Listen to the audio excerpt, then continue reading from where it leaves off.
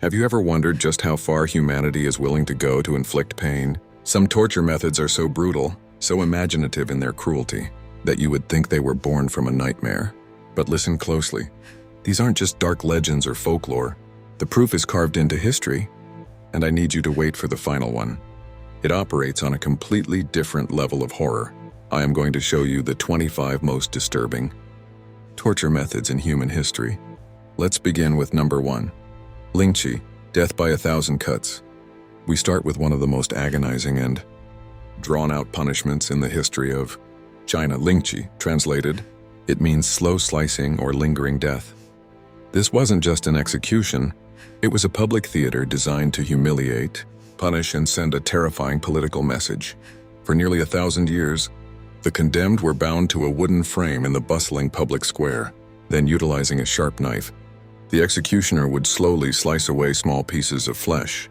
Sometimes there were hundreds of cuts, performed while the victim was fully conscious and the crowd watched in silence. Occasionally, the victim was granted mercy and strangled partway through. But in other cases, they were kept alive, fueled by the crowd's appetite for spectacle. One of the last documented cases was Wang Weiqin, executed in 1904. Foreign reporters and officials watched as the scene unfolded in Beijing. In those days, it was believed that you needed an intact body for the afterlife. So lynching didn't just break the body, it shredded the soul. It was finally banned in 1905, but the memory of that slow, slicing death still haunts the archives. Let's move to number 2. Scafism, the boats. Now this is a method that is part history, part nightmare, and entirely unforgettable. Scafism, often called the boats, comes to us from ancient Persia. Recorded by the Greek writer Plutarch. He tells of a soldier named Mithridates who foolishly bragged about killing a member of the royal family. His punishment was pure organic horror. He was stripped naked and trapped between 2 hollowed-out boats, with only his head, hands, and feet protruding. He was then force-fed milk and honey until he became violently ill. The mixture was also smeared across his exposed skin. Under the blazing sun, the sweetness attracted flies, wasps, and vermin. These insects would lay eggs in his flesh and eat him alive. For days, his body rotted while he remained conscious. Plutarch claims Mithridates survived for over a week in this state. While some historians argue the story may be anti-Persian propaganda, it reveals what the ancients feared most: to be eaten alive, helpless while the world watched. Here comes number 3, impalement. Let's discuss a method so horrific, it became a warning sign carved into civilization. Impalement. This wasn't just about inflicting death. It was about creating a terrified silence. It appeared in many empires, but 2 are infamous for it: the Assyrians and Vlad the Impaler of Wallachia. Stone carvings from the 7th century BC show Assyrian rebels skewered on long stakes, sometimes alive, sometimes after execution, displayed on palace walls to terrorize enemies of the state. Centuries later, in the 1400s, Vlad III reportedly impaled thousands of people, mostly Ottoman prisoners. He created a forest of the dead. Their bodies lined the roads, a sight so disturbing that entire invading armies reportedly turned back in fear. This brutality gave rise to his nickname and eventually the legend of Dracula. Impalement could take hours or even days to kill. And that was the point: to linger, to horrify. Next is number 4, the breaking wheel. In 1589, a man named Peter Stump was tied to a wooden wheel in Germany, accused of being a werewolf. The records exist and they are chilling. The wheel wasn't just the stage, it was the weapon. Executioners would slam heavy iron bars across the victim's limbs, methodically shattering the bones. They didn't guess. They knew exactly how many strikes the body could take. After the smashing, the victim's broken limbs were threaded through the spokes of the wheel, twisting them into unnatural shapes. They were then hoisted up on a pole for the public to gaze upon, a human warning sign. This punishment lingered in Europe for centuries, used in France well into the 1700s. Why did it last so long? Because nobody forgets the sound of bones snapping in a silent crowd. Let's move to number 5, hanged, drawn, and quartered. In 1283, Dafydd ap Gruffudd became the first prominent figure in England to face this new high treason sentence. It was designed to be the ultimate humiliation. The victim wasn't just dragged through the streets. They were hanged by the neck until nearly dead, then cut down while still breathing. Then the horror truly began.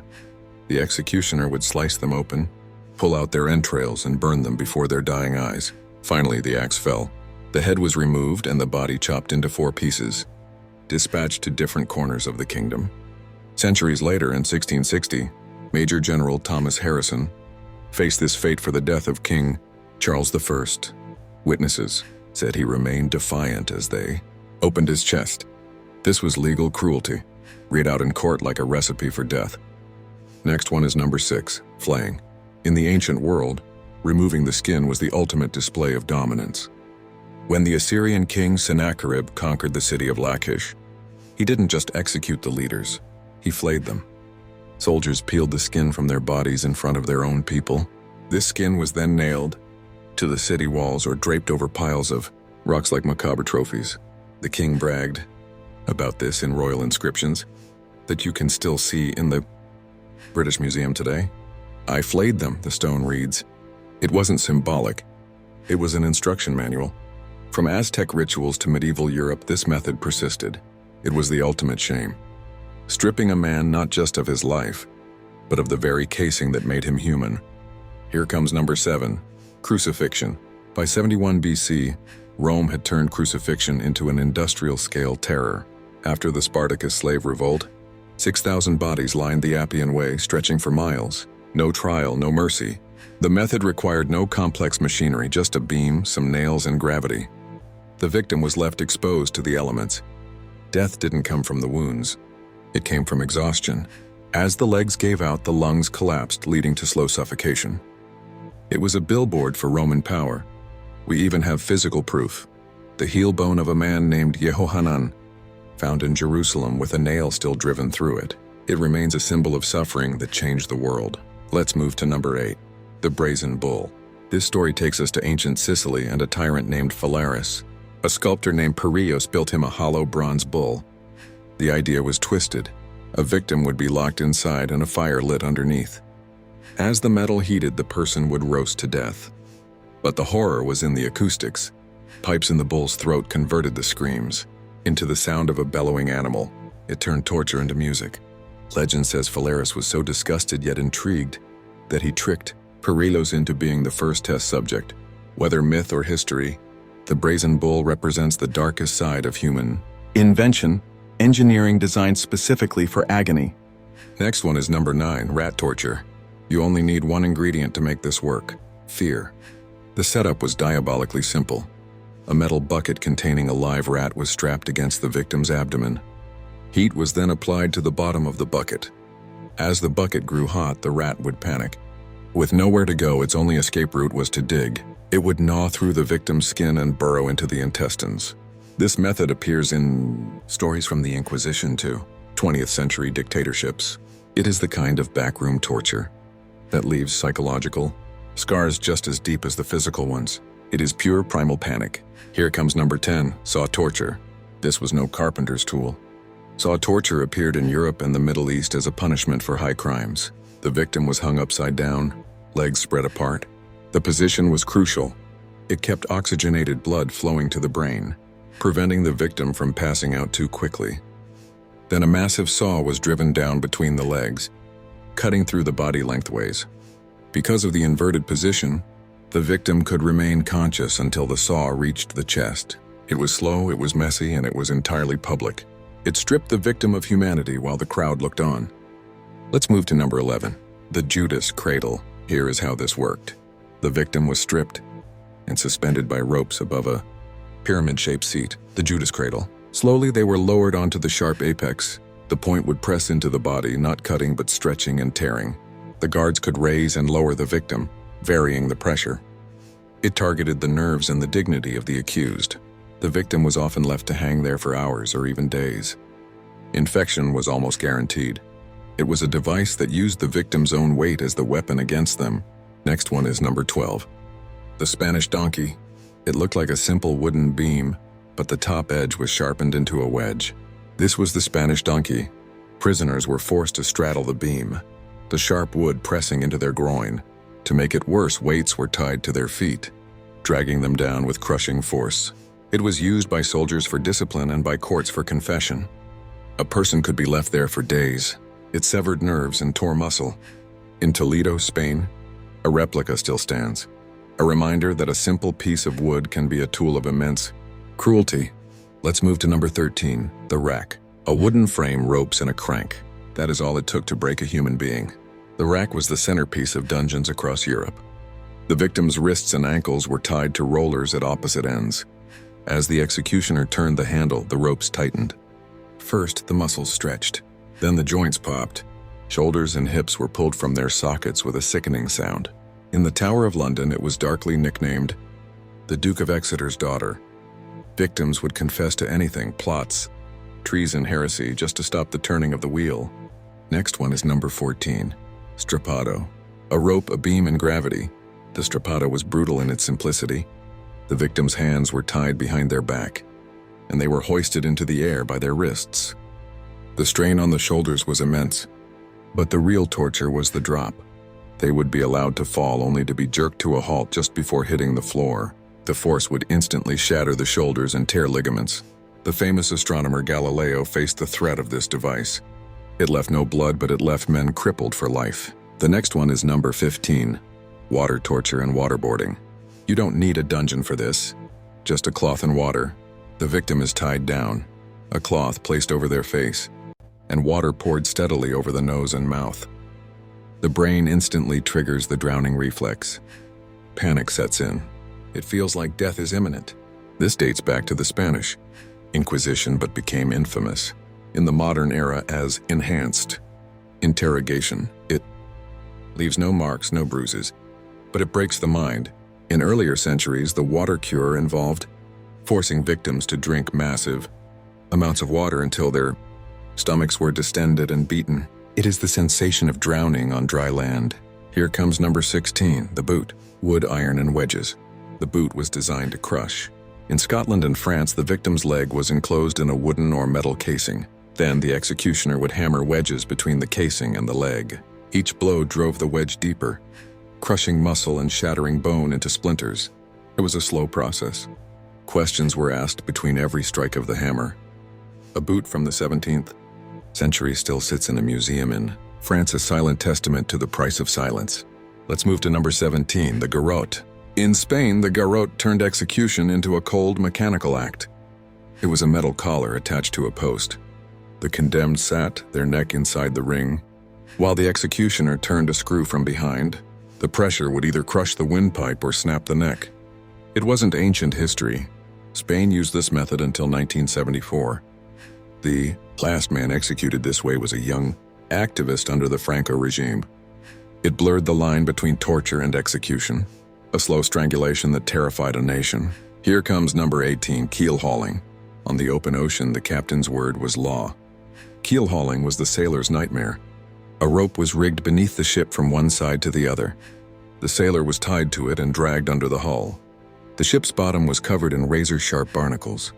If the sailor didn't drown, he was pulled up on the other side, his back shredded to ribbons.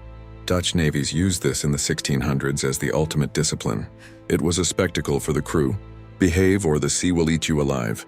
Next is number 19, scalping. Scalping is often misunderstood as just a movie trope, but its history is tangled and bloody. It was a practice used by both native tribes and European colonists in North America. Governments actually created a market for it, offering bounties, cash for skin, $50 a head in Massachusetts. This policy commodified human pain. It was psychological warfare. Whether the victim was dead or alive, the removal of the scalp was a final, brutal act of dominance, turning a human being into a trophy. The next one is number 20, branding. A hot iron isn't complicated. You heat the metal, you press it to the skin, and you leave a mark that never fades. In medieval Europe, a V on the chest meant vagabond. An M on the hand meant murderer. It was a life sentence of social shame.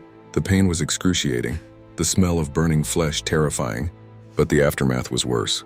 You carried your crime on your body forever. It was a way to ensure that even if you survived the pain, you would never truly be free. Let's move to number 21, the chair of torture.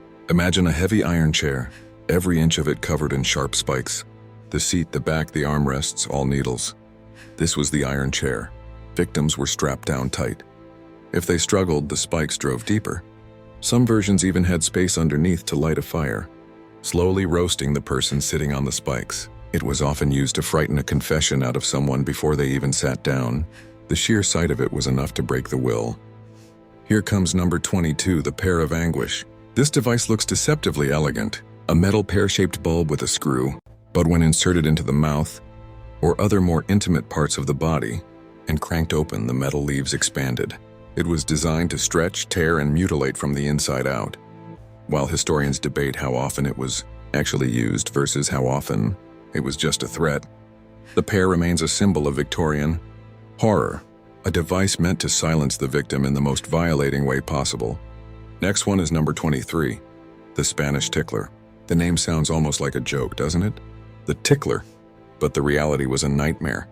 It was an iron rake like a cat's paw with razor-sharp claws. The executioner would drag it down the victim's back or chest, tearing flesh from the bone. It wasn't about precision. It was about shredding, sometimes known as the cat's paw. It turned the human body into a ruined landscape. It is a reminder that in the dungeon, even a soft name can hide a sharp edge. Here comes number 24, the tongue-tearer. In the old world, speech could get you killed. Blasphemy, slander, or treasonous words were dangerous. The punishment fit the crime. The tongue-tearer was a pair of rough iron grippers. The mouth was forced open, the tongue clamped, and then pulled. Sometimes it was merely maimed. Other times it was ripped out entirely. It silenced the opposition permanently. You couldn't spread rumors if you couldn't speak. It was the ultimate censorship. The last one is number 25, thumb screws. This device looks small, almost like a workshop tool, but for the person in the chair, it was a universe of pain. The victim's thumbs or fingers were placed between metal bars. A screw was slowly turned, crushing the flesh and shattering the bone underneath. It was known as the pillywinks in Scotland. It was portable, simple, and incredibly effective. It didn't kill you. It just made you wish you were dead. It proves that you don't need a giant machine to destroy a person. Just a little pressure in the right place. History is filled with these dark chapters, stories of pain that echo long after the screams have faded. But there are even more secrets hiding in the archives, waiting for someone brave enough to uncover them. Another story is already forming. Click the next video before it fades into the dark.